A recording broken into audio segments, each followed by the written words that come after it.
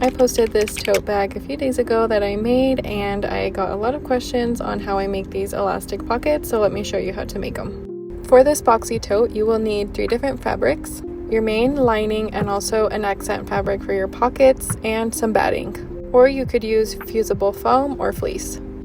Pause and screenshot all the measurements because it is a lot of information, and definitely save this video so you can come back when you're done. After cutting all of my pieces, the first thing I did was quilted the batting onto my main fabric, and I will be working on all of my main pieces first. I started by sewing my bottom piece onto one of the body pieces and then doing the same thing to the next one. I then did this to the side pieces, and when I sewed all of my main pieces together, this is what it looks like.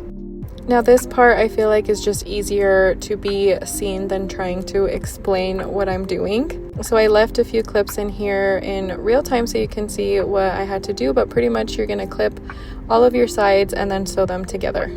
I had mentioned in my previous video that I saw this tutorial on somebody else's page, so again I will definitely be tagging her down below so you can see her video. For this one I did try a much smaller size, changed a few things here and there, and added the pockets, but I will credit where the credit is deserved. Set your main part of the bag aside, and now let's work on the pockets. We're going to create like a memory case for our elastic casing by ironing and pressing this the casing in place.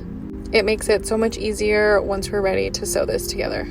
So we're going to sew right down here to create the elastic casing. Now for this bag, I only decided to add 2 pockets, one onto the side and then one onto the body. So that's why there's such a big size difference between my 2 pockets. You can either add 1 or you can add 1 to all 4 sides. Now I like using a bodkin to insert my elastic, so that is what I'm going to do next. I am going to pull it through all the way up until the end of the elastic is at the end of my fabric piece. So I will be sewing it in place and going over that stitch a few times to really reinforce that stitch. And then once that side of the elastic is sewn down, I'm gonna continue to pull my elastic through the whole thing until I get to the other side and do the same thing. And once you are done adding your elastic to your pockets, we are going to sew our pockets directly onto our lining. This will be done by placing the pocket wrong side onto the right side of the lining. Pin the pockets in place and sew down the sides, just like so. Now to close the bottom end of our pockets, pretty much what I do is kind of let the fabric sit where it feels kind of natural and then just sew a stitch over it. Now I don't know if this is the correct way of doing it, but it works.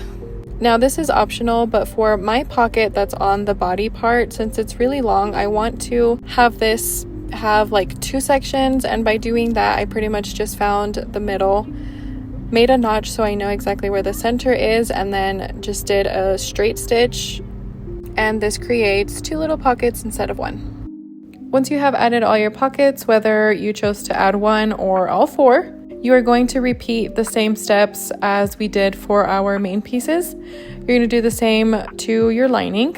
The only thing you want to make sure is that your pockets are being sewn onto the bottom and not the other way around, because then your pockets will be upside down.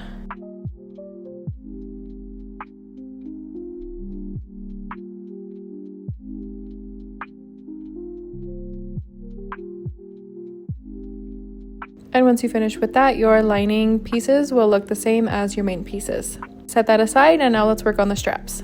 You will need to iron your pieces like so, and you will repeat the same steps for both straps and also for the key holder strap.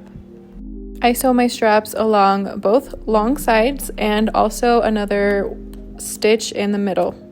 Close the end of your key holder piece by placing right sides together and sewing along that edge. Turn right side out, and then you can top stitch both sides.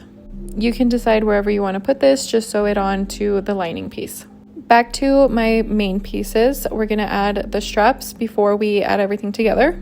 I measured 3 inches in from my side seam. Did this to both of my straps, of course, sewed it a few times to really reinforce that seam, and now we are going to sew our pieces together, making sure they are right sides together.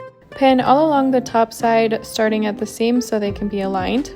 You're gonna sew all along the top, leaving about a 3 to 4 inch opening, and then we are going to turn right side out using that opening that we left. Stuff the lining back in. Once again, pin all along the top, and we are going to top stitch, and this is also going to close the opening that we left. And for our key holder, make sure that it is sewn down like this onto the lining piece. And once you have that ready, add your keychain or whatever this is called onto the piece that we created to hold our keys, and you want to sew it in place. To create that boxy look for the bag, you're gonna want to top stitch each side seam, if that makes sense, just like I am doing right here. You're gonna want to do all 4 sides, and this is really gonna help the bag stay up, and this is very necessary if you want it to look like a box. And it's pretty nice because I didn't even use foam, and it sits up very well.